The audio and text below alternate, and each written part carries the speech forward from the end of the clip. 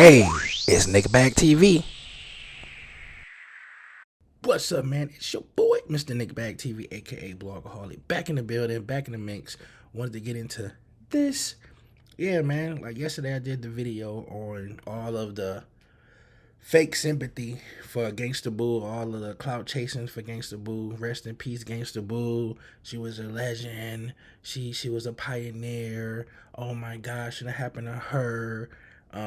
Just all of these people with these just fake emotions for Gangsta Boo. And I'm not saying they don't feel a certain way that she died. I'm not taking that away. It's sad that she died. Rest in peace, Gangsta Boo. But what I want to talk about is now what? Rest in peace, Gangsta Boo. Sad that she died. But it is news coming out right now that she possibly passed because of a drug overdose. Okay, now you want to talk about losing rappers, um, all of these rappers that's dying, how sad it is. You got Boozy saying it ain't fair. You got all of these people crying out after the fact. Now let's try to stop prevent some of this stuff. Like what can we do now? Where's the conversation at now for Gangsta Boo allegedly dying from an overdose? Do I hear anybody saying, we need to calm down or stop promoting drug use in rap lyrics and rap content? All of these people who promote the pills, promote, people who sell drugs, all of these things that bring popularity to drug use. Where's the people saying, what, we need to stop that in hip hop? Maybe that can lessen early deaths of some of these rappers. Let's stop promoting, the selling of crack. Let's stop idolizing drug dealers. Let's stop promoting the use of cocaine or people who sell cocaine. Let's stop promoting and rapping about pills and other recreational drugs. Let's stop talking about marijuana smoke. Let's stop promoting that stuff. Let's start promoting a more healthy lifestyle so some of these rappers can live longer and it's not so popular to indulge in drug use. Because if she died from an overdose, I mean, it happens. A lot of entertainers die from overdose, but when it happens, people saying rest in peace, but they're not really, talking about the real facts on how we could prevent this from happening to other entertainers and rappers from dying at an early age, so to speak. So I think that's where the conversation needs to be at until rappers, some of these celebrities and entertainers start really talking about the real, then all of this fake sympathy means nothing to me. Even with the Takeoff situation, like people can say, "Oh man, rest in peace, Takeoff. He died. It shouldn't have happened to him. It wasn't fair. It was not right." People, da da da da da. It's like, okay, stop rapping about violence in hip hop. Stop bringing that negative energy into the music. I mean, that's how we can stop some of this stuff. We can stop making it popular for people to think that if you get into an argument or someone disrespects you, you have to pull out your Draco.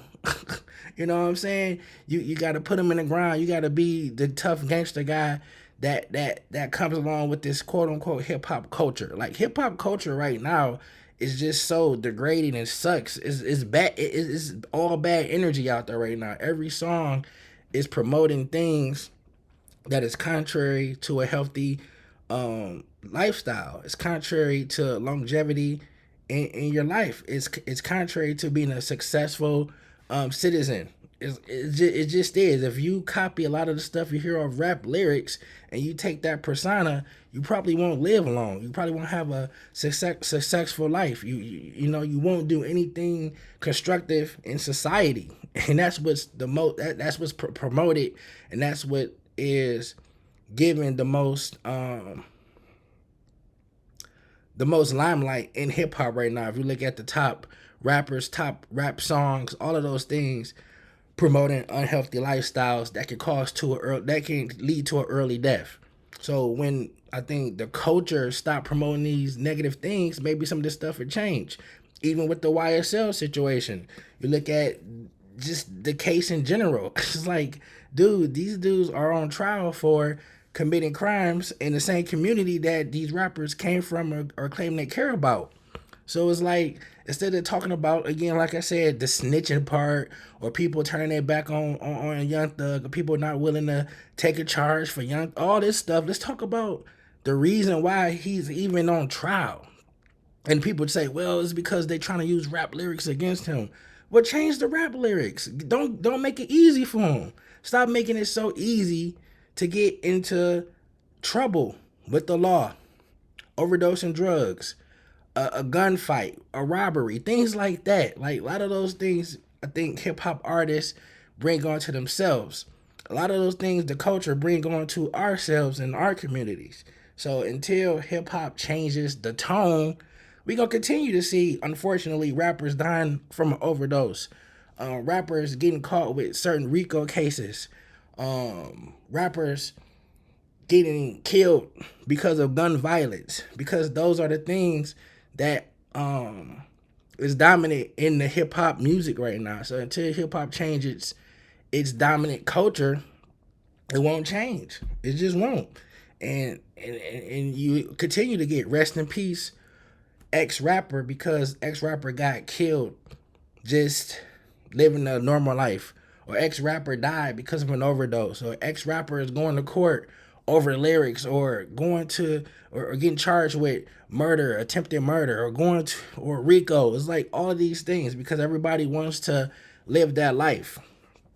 So until hip hop stops or changes the content in the music, we're gonna continue to see hip hop losing, quote unquote legendaries, pioneers to drug overdose, killings in the hood, court cases, things of that nature. So that's just what I feel, and I'm ready to see what rapper, what entertainer are gonna step up and say, you know what, we need to stop all of this drug.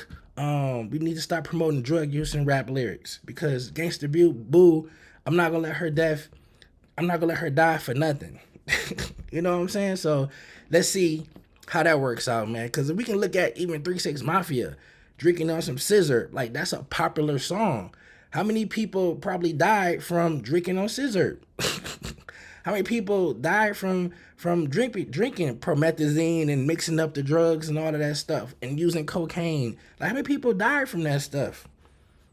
So technically, I ain't gonna even get that deep into it, but I can, because I don't have a blue check. Nobody's gonna look at this video.